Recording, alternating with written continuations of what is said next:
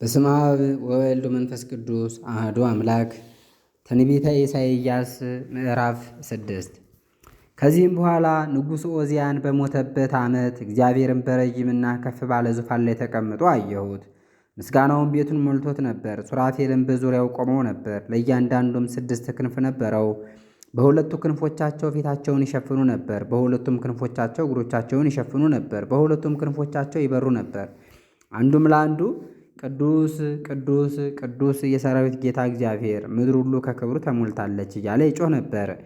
የመድረኩም መሠረት ከጩኸታቸው ድምፅ የተነሳ ተናወጠ፣ ቤቱንም ጢስ ሞላበት። እኔም ከንፈሮቼ የረከሱብኝ ሰው በመሆኔ ከንፈሮቻቸው በረከሱባቸው ሕዝብ መካከል በመቀመጤ ዓይኖቼ የሰራዊትን ጌታ ንጉሡን እግዚአብሔርን ስላዩ ጠፍቻለሁና ወዮልኝ አልኩ። ከሱራፌል አንዱ ወደ እኔ ተላከ። በእጁም ከመሠዊያው በጉጠት የወሰደው ፍም ነበረ። አፌንም ዳሰሰበትና እነሆ ይህ ከንፈሮችህን ነክቷል፣ በደልህም ከአንተ ተወገደ፣ ኃጢአትህም ተሰረየልህ አለኝ። የጌታንም ድምፅ ማንን እልካለሁ? ማንስ ወደዚያ ሕዝብ ይሄድልናል ሲል ሰማሁ። እኔም እነሆኝ ጌታዬ፣ እኔን ላከኝ አልኩ። እርሱም ሂድ፣ ይህን ሕዝብ መስማትን ትሰማላችሁ አታስተውሉምም፣ ማየትንም ታያላችሁ አትመለከቱምም በላቸው አለኝ። እነዚህ ሕዝቦች በዓይናቸው እንዳያዩ በጆሮአቸውም እንዳይሰሙ በልባቸውም እንዳያስተውሉ ተመልሰውም እንዳልፈውሳቸው ልባቸውን አደንድነዋልና ጆሮአቸውንም ደፍነዋልና ዓይኖቻቸውንም ጨፍነዋልና እኔም ጌታዬ ሆይ እስከ መቼ ድረስ ነው አልኩ። እርሱም መልሶ እንዲህ አለኝ፣ ከተሞች የሚኖርባቸውን አጥተው እስኪፈርሱ ድረስ፣ ቤቶችም ሰው አልባ እስኪሆኑ፣ ምድርም ፈጽሞ ባድማ ሆና እስክትቀር ድረስ ነው። ከዚህም በኋላ እግዚአብሔር ሰዎችን ያርቃል፣ በምድርም የቀሩት ይበዛሉ። በእርሷም ዘንድ 10ኛ እጅ ቀርቶ እንደሆነ እርሱ ደግሞ ይቃጠላል። ቅጠሎቻቸውን በረገፉ ጊዜ እንደ ግራርና እንደ ኮምበል ዛፍ ሆነው ይቀራሉ። ትንቢተ ኢሳይያስ ምዕራፍ 7።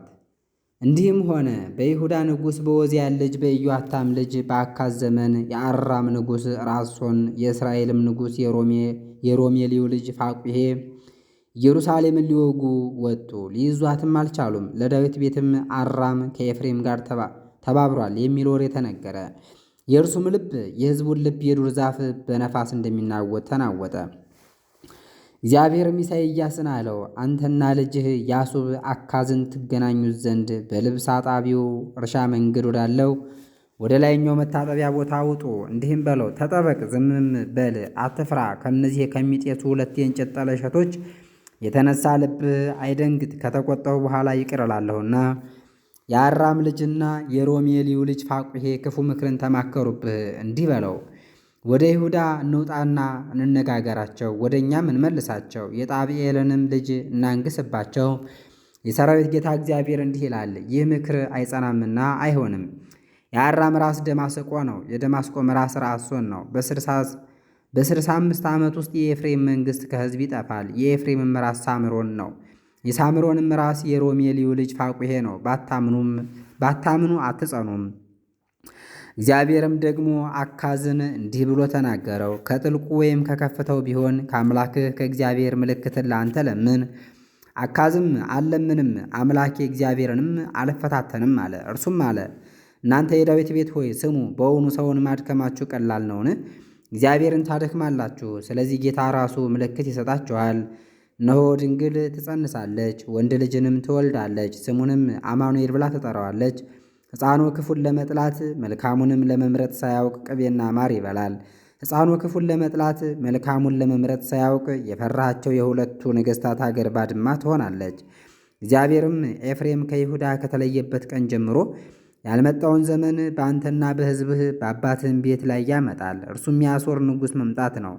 በዚያም ቀን እንዲህ ይሆናል፣ እግዚአብሔር በግብፅ ወንዝ ዳርቻ ያለውን ዝንብ በአሦርም ሀገር ያለውን ንብ በፉጨት ይጠራል። ይመጡማል፣ እነርሱም ሁሉ በሸለቆ በመንደሮች በምድር ጉድጓድ በድንጋይም ዋሻ ውስጥ በጫካ ሁሉ ላይ ይሰፍራሉ።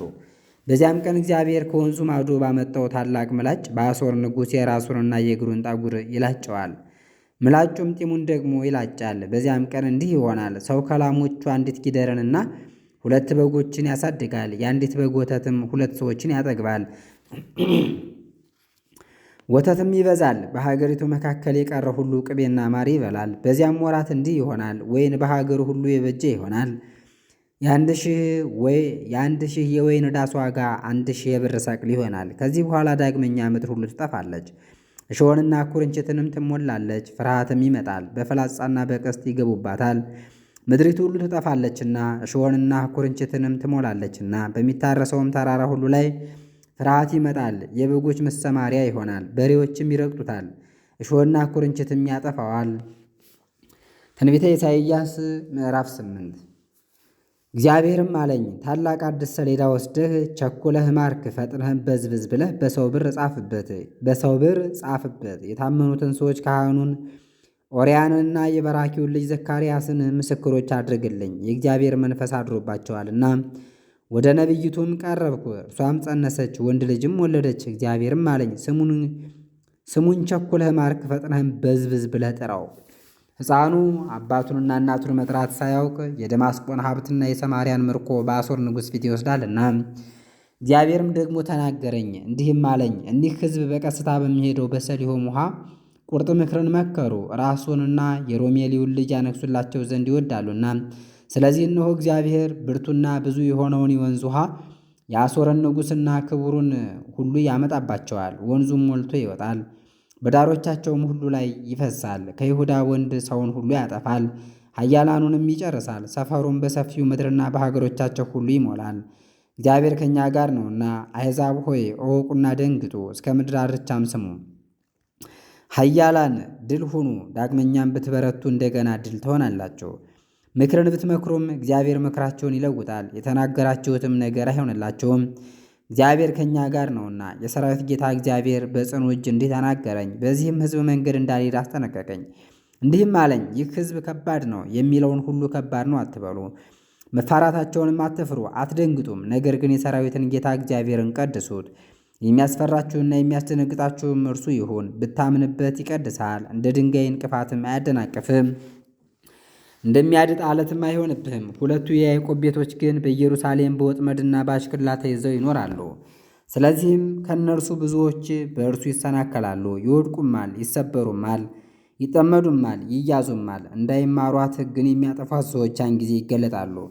ከያዕቆብም ቤት ፊቱን የመለሰውን እግዚአብሔርን እጠብቃለሁ፣ እተማመንበትም አለው። እነሆ እኔና እግዚአብሔር የሰጠኝ ልጆች ለእስራኤል በጽዮን ተራራ ከሚኖረው ከሰራዊት ጌታ ከእግዚአብሔር ዘንድ ምልክትና ታምራት ነን።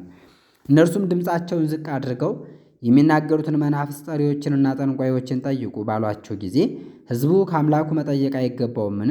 ወይስ ለሕያዋን ሲሉ ሙታንን ይጠይቃሉን? ነገሩ እንዲህ አይደለም ይሉ ዘንድ ለእርሱም ግብር እንዳይሰጡ ሕግን ለእርዳታ ሰጥቷልና።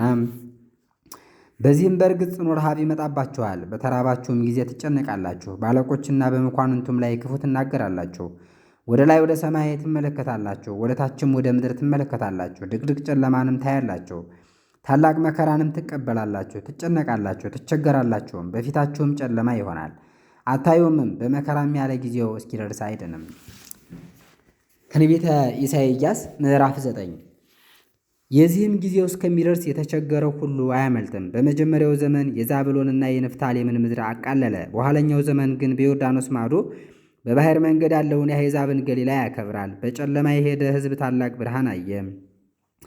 በሞት ጥላና በጨለማ ሀገርም ለነበሩ ብርሃን ወጣላቸው። ብዙ ሕዝብን በደስታ አወረድክ። በመከር ደስ እንደሚላቸው ምርኮንም እንደሚካፈሉ በፊትህ ደስ ይላቸዋል። በምድያም ጊዜ እንደሆነ በላያቸው የነበረው ቀንበር ተነስቷልና በጫንቃቸው የነበረውንም የአስጨናቂዎችንም በትር መልሷልና። በደም የተለወሰ ልብስ በእሳት ከሚቃጠል በቀር ለምንም አይጠቅምም። ሕፃን ተወልዶልናልና ወንድ ልጅም ተሰጥቶናልና፣ አለቅነትም በጫንካው ላይ ይሆናል። ስሙም ድንቅ መካር፣ ኃያል አምላክ፣ የዘላለም አባት፣ የሰላም አለቃ ተብሎ ይጠራል። ለአለቆች ሰላምን ለእርሱም ሕይወትን አመጣለሁና ከዛሬ ጀምሮ እስከ ዘላለም ድረስ በፍርድና በጽድቅ ያጸናውና የደግፈው ዘንድ ግዛቱ ታላቅ ይሆናል። በዳዊት ዙፋን መንግሥቱ ትጸናለች፣ ለሰላሙም ፍጻሜ የለውም። የሰራዊት ጌታ የእግዚአብሔር ቅንዓት ይህን ያደርጋል። ጌታ በያዕቆብ ላይ ሞትን ላከ፣ በእስራኤልም ላይ ወደቀ። የኤፍሬም ሕዝብ ሁሉና በሰማርያ የሚኖሩ ያውቃሉ። በትዕቢትና በልብ ኩራትም እንዲህ ይላሉ፣ ጡቡ ወደቀ፣ ነገር ግን ኑ ድንጋይ እንውቀር። ሾላው ነቀዘ፣ ነገር ግን ጽድን እንቁረጥ፣ ለራሳችንም ግንብን እንስራ። ስለዚህ እግዚአብሔር በጽዮን ተራራ ላይ እርሱም በመቃወም የሚነሱትን ይበትናቸዋል። ጠላቶቹን ሶርያውያንንም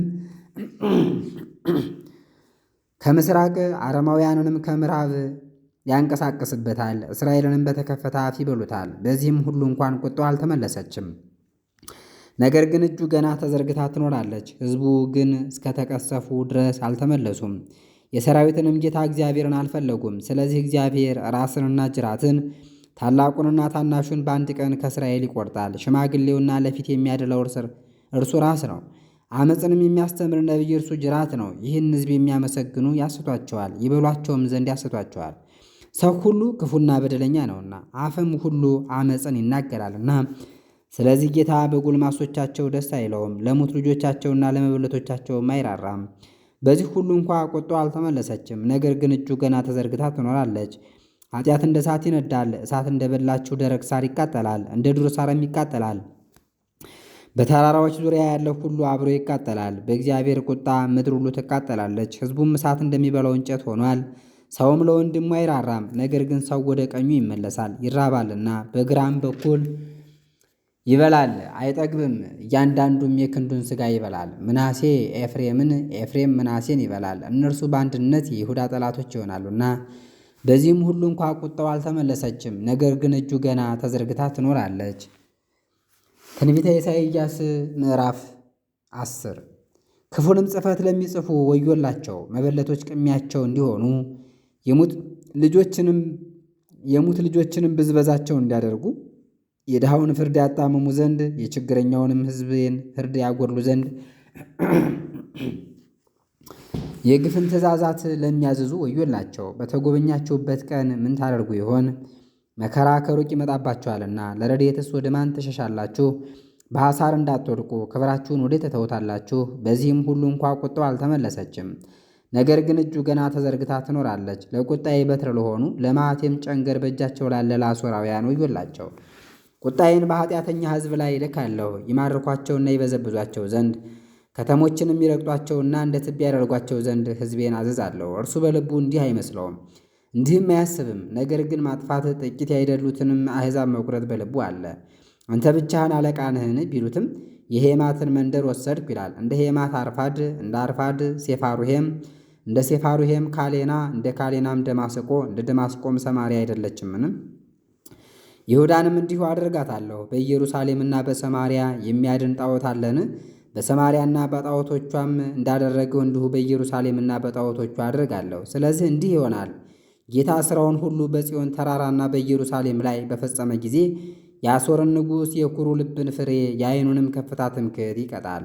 እርሱ እንዲህ ብሏልና በኃይሌ አደርጋለሁ፣ በማስተዋል ጥበቤም የአሕዛብን ድንበሮች አረቃለሁ።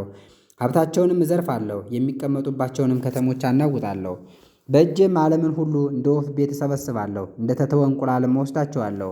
ከእኔም የሚያመልጥ የለም፣ የሚቃወመኝም የለም። በውኑ መጥረቢያ በሚቆርጥበት ሰው ላይ ይነሳልን? ወይስ መጋዝ በሚስበው ሰው ላይ ይጓደዳልን? ይህም ዘንግ በሚመቱበት ላይ እንደመነሳት በትርም እንጨት አይደለሁም እንደማለት ነው። ስለዚህም የሰራዊት ጌታ እግዚአብሔር በክብር ላይ ውርደትን በጌጥ ላይ የሚነድና የሚያቃጥል እሳትን ይሰዳል። የእስራኤልን ብርሃን እንደ እሳት ይሆናል፣ በሚነድ እሳትም ይቀድሰዋል፣ ዛፉንም እንደ ሳር ያቃጥለዋል። ያን ጊዜ ተራሮችና ኮረብቶች ዛፎችም ይጠፋሉ፣ ነፋስና ሥጋንም ይበላል። የሚሸሽም ከሚነድ የእሳት ነበልባል እንደሚሸሽ ይሆናል። የቀሩትም የዱር ዛፎች በቁጥር ጥቂት ይሆናሉ፣ ታናሽ ብላቴናም ይጽፋቸዋል።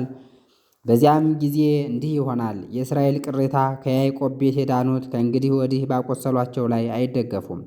ነገር ግን በእስራኤል ቅዱስ በእግዚአብሔር ላይ በእውነት ይደገፋሉ። የያዕቆብም ቅሬታ በኃያሉ እግዚአብሔር ይጸናሉ። የእስራኤልም ሕዝብ ቁጥር እንደ ባሕር አሸዋ ቢሆን የቀሩት ይድናሉ። የሰራዊት ጌታ እግዚአብሔርም ያለቀና የተቆረጠ ነገርን በዓለም ሁሉ በእውነት ይፈጽማል። ስለዚህ የሰራዊት ጌታ እግዚአብሔር እንዲህ ይላል፣ በጽዮን የምትኖር ሕዝቤ ሆይ ከአሦር የተነሳ አትፍራ፣ በበትር ይመቱሃልና። የግብፅንም መንገድ ታይ ዘንድ መቅሰፍቴን አመጣብሃለሁና። ለጥቂት ጊዜ ቁጣዬ ይበርዳል፣ ነገር ግን መዓቴ በምክራቸው ላይ ይሆናል። እግዚአብሔርም ምድያምን በመከራው ቦታ እንደመታው ጅራፍን ያነሳበታል። ቁጣውን በባሕሩ መንገድና በግብፅ መንገድ በኩል ይሆናል። በዚያም ቀን ቀንበሩ ከጫንቃህ ፍርሃቱም ካንተ ላይ ይወርዳል። ቀንበሩም ከጫንቃህ ወርዶ ይሰበራል። ወደ አንጋይ ከተማ ይመጣል፣ በመጌዶን በኩል ያልፋል፣ በማክማስም ውስጥ ዕቃውን ያኖራል። በቆላ ያልፋል። ወደ አንጋይም በደረሰ ጊዜ ሬማትና የሳውል ከተማ ገባውን ይፈራሉ። የጋሊም ልጅ ትሸሻለች፣ ላይሳም ትሰማለች፣ አናቶትም ትሰማለች። መደቤናና መጌቤር በጌቤር የሚኖሩ ይደነግጣሉ። ዛሬ በእጁ እንዲኖሩ በመንገዱ ለምኑ። የጽዮን ልጅ ተራራንና የኢየሩሳሌምን ኮረብቶች አጽኑ። እነሆ የሰራዊት ጌታ እግዚአብሔር ክቡራንን በኃይል ያቦካቸዋል፣ ታላላቆችንም በሐሳር ይቀጠቅጣቸዋል። ከፍ ያሉትም ይዋረዳሉ፣ ታላላቆችም በሰይፍ ይወድቃሉ። ሊባኖስም ከረጃጅም ዛፎች ጋር ይወድቃል። ምዕራፍ 11 ይቀጥላል። ረድኤተ እግዚአብሔር አይለየን።